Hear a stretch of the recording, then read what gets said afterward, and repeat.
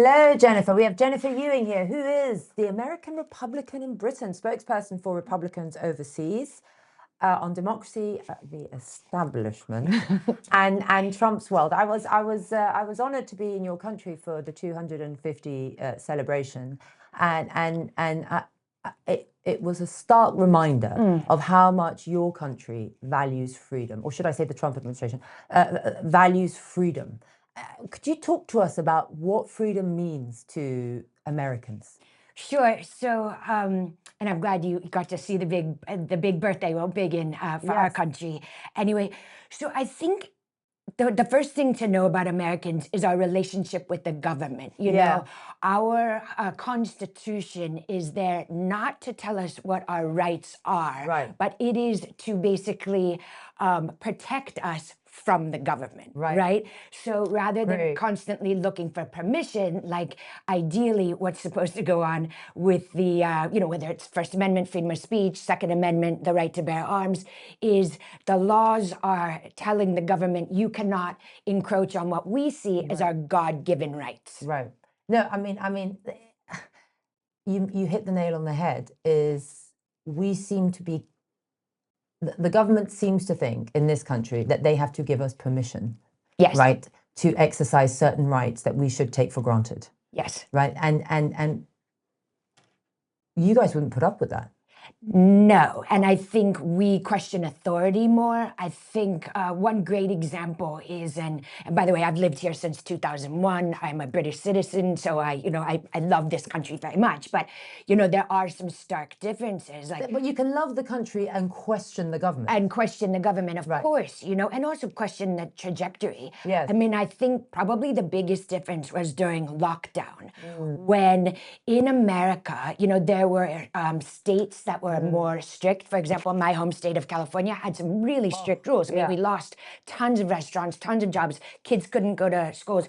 However, what people would do, because you may or may not know, I know you have a lot of kids, but in America, a lot of kids get into college, university, because of sports scholarships. Yes. And so that all went on hold, say in California or New York, the stricter states. So families would actually say, well, wait a minute, I'm not yanking my kid out of water polo or football because he needs to get into college with this. So they would pack up and move to another state, like Texas or Florida or Arizona. Florida was an outlier. I mean, DeSantis was a legend. He was a legend. Legend.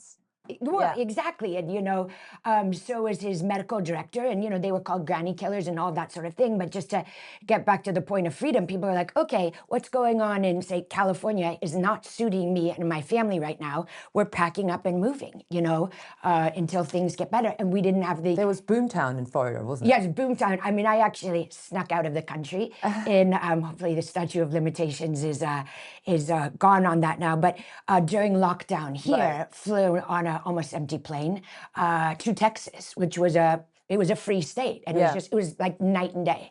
And here people were still, what was open? The grocery stores. So, and let me ask you a question. We talk about free states, right? There was a clear divide, right? It was the Republican states that were free. True. Right. And you do feel, and it is remarkable, you do feel that Republicans and perhaps those who are similarly aligned we're kind of fighting for freedoms, right? It's freedom of the individual against the tyranny of the state. And I do feel that here we do have a mission creep. It's always under the guise of freedom, of protection, right? So, we wanna protect what you see online. So we're going to be the judge of what you can see online. I'm an adult. I don't need protection. Exactly. Protect me on the streets. Protect my borders. Exactly. That's your first and foremost. But they won't do that. No, they'll let the borders open. You'll see no police on the streets. But heaven forbid you see something that they don't like online. They will crack down on it. And I always tell people and my children, be wary of anyone who wants to restrict your freedom or take a right away under the guise of freedom. Under the guise of protection, because you end up losing your freedom and you are not safer. No, absolutely not. No, absolutely not. And I think that, whether it's the Online Safety Act, whether it's this new under 16s ban, all of these things, I think what people are missing is the slippery slope. The mission creep, The mission creep. This has nothing to do about protecting children obviously. Yeah. What it has to do is it wants people like you and me Yeah. to have to force to show our ID Exactly. to just communicate online. And that is scary. And I'll tell you something, you know, after I've lived here, like I said, for, you know, over 20 years, and with the exception of maybe a royal story or Wimbledon, the UK until recently has not really played out much in the news in the United States, right? That all changed. Yeah, for sure. About a year ago. And, you know, I go back to the States 3 or 4 times a year, and where people will say, are you kidding me that people are getting arrested for tweets or saying things online, number one, and then two, of course, the rape gangs. So, I mean, it's just, it's crazy, but, and those are not, of course, you know, reasons in which you'd want the United Kingdom making news in the United States. But the free speech thing is a really, really big one. And for instance, so people are getting arrested. I think we had the largest number of people being arrested for social media posts apart from like China, 12,000 or apart something. from China or something. But contrast that with the fact that only 6% of rapes end up in a charge.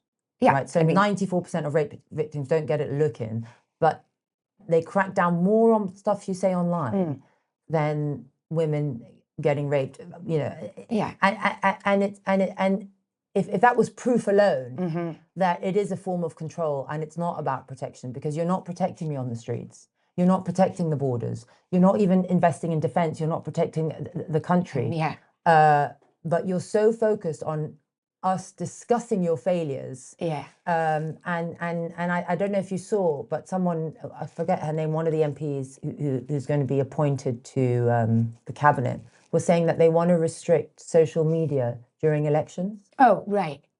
That's not suspicious. And yet give 16-year-olds to vote. I mean, I'm really sorry, but what are you hiding? Why are you restricting it? If you've got a good argument and you're doing well, you shouldn't have to restrict what I see. And then we had Sadiq Khan, who actually had the audacity to say that anyone who posts about crime in London online is spreading misinformation and disinformation. 2 words, by the way, that should be removed from vocabulary forever. Yeah. And he said he wanted he was lobbying government for a central body to control that. Yeah, I mean, that's incredibly dystopian. Well, I mean, it's tyrannical. Yes, it is. And we also know that, you know, the government oftentimes and the media has given us false information. And I don't remember them coming out and apologizing and saying, hey, we got this completely wrong about whatever it is, which is, you know, quite a lot. I mean, we know ever since Elon bought Twitter, you know, sorry to dead name it, you know, now X. We know that what they discovered in the Twitter files are the 2 biggest, basically censored issues of recent history were COVID-19 and the Hunter Biden laptop story. Those are 2 pretty big issues. And I think the reason why the UK government is so fearful of decentralized media, especially, you know, shows like you're doing and a lot of the other great shows that are out there, is because people, especially the younger generation, are learning more. And they can watch your show and go, oh, that sounds right, but let me double check that and watch somebody else. Whereas if you just come in and turn on your 6 o'clock news, that's it. You know, it's state propaganda. I remember growing up, I trusted the news implicitly. Yeah. You know, you were probably around the same. Whatever you saw on TV was, you never questioned it. Yeah. And that monopoly of information, information flow is scaring the living daylights out of politicians. Yeah. They can't handle the truth. No. And they don't want us to handle the truth. Well, no. But the crazy thing is we don't have a means to fight back against it in this country. They're just going to impose law after law after law, and we just have to sit and take it. Well, I would disagree with you there, and I think that it has to. Well, I think, and again, I did notice this all during lockdown. I think it's the will of the people. Like, there are a lot of people, friends of mine, people I know, who actually do think there should be limits on free speech. They're like, yeah, but maybe you shouldn't be able to say that. I'm like, what are you talking about? You know, like, if you, we don't have hate speech laws in the United States. So, you know, we want that to basically get out there. So any speech in America, what is there a threshold? So incitement to violence, and what would that entail? And is that subjective, or is that a trial matter? Great question. And it's actually something called, for hate speech or incitement to violence, is the Brandenburg test. And interestingly, it comes from like a KKK, Ku Klux Klan case years ago. But in order for something to be seen as hate speech, it has to be likely and imminent. Okay, likely and imminent. So if you're somebody that has 5 followers on Facebook or Twitter or whatever, and you're saying something negative, it's not going to pass that. Even if it's inciting someone to go commit violence. Yeah. Right. It has to be likely and imminent, which is a very which is a legal test, I guess. It's or a trial threshold. matter. It's a trial matter, I guess. It's a threshold in order for it to be considered hate speech. Obviously, there are. But what is imminent? Like imminent means, is it going to happen? Yeah, no, now? yeah. But I can imagine people debating in a trial what the meaning, was it imminent and was it likely? Yeah. Well, because it's quite a broad. You're the lawyer, so yeah. No, but I can imagine trying to argue, in prosecution or defense, whether that person has enough influence for it to make it likely, and the imminence of it. Well, exactly. And so, that's why when some of these people, even the people in this country who had been arrested for their tweets or their comments online, like, were those imminent and likely? I mean, if you're standing there with a Molotov cocktail and you are in a big crowd and you're like, everybody right now, let's light this place on fire and burn it all down. Yeah, that would pass it. Right, I see. Right? Because that's likely and it's imminent. Is there public outrage at some of them like we have here? Well, we don't really have people arrested for free speech. I mean, you will see, and this got particularly sinister during the Joe Biden administration. You saw a lot of former liberals, who have become, I would call them now, they're progressive. They're not liberal because they're actually quite intolerant.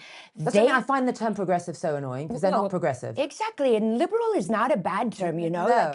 But what we did see during that administration is a lot of Democrats and a lot of people on the left became very, very comfortable with monitoring speech. I mean, just like I said, with, the Twitter and Facebook and all these people like censored. And then, of course, the danger in that is that people then self-censor. Well, because they see it. That's the cancel culture, right? Yeah. So you might not be prosecuted in a court of law, but you're cancelled. Yeah. You have a lot of cancellation in. Yeah, and I think the tide has definitely turned massively. Yes, and the way we feel is let the market decide. Yeah. If you say something that's deplorable and disgusting and hateful, let the market decide. You will probably, whether your job is a television presenter or a comedian or an actor or whatever it is, a high-profile figure, a politician, the people will decide, I don't like what that person said, and toss them out. Yeah, you see, I think we've gone excessive with prosecuting hate speech. I'm like you. I think society will punish racists. Yes.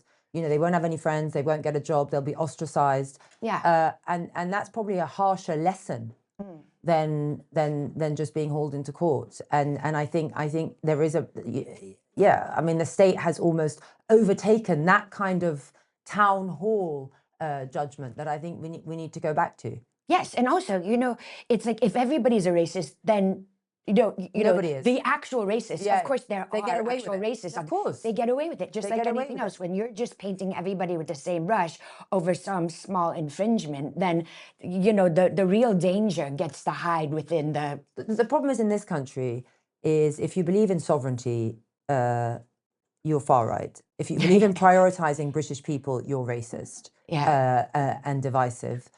And so I think that the conversation is completely skewed. Let me ask you a question, Jennifer. Do you think we are free here in the United Kingdom? I mean, relatively speaking, yes. Compared to America? No, it's very different. Right.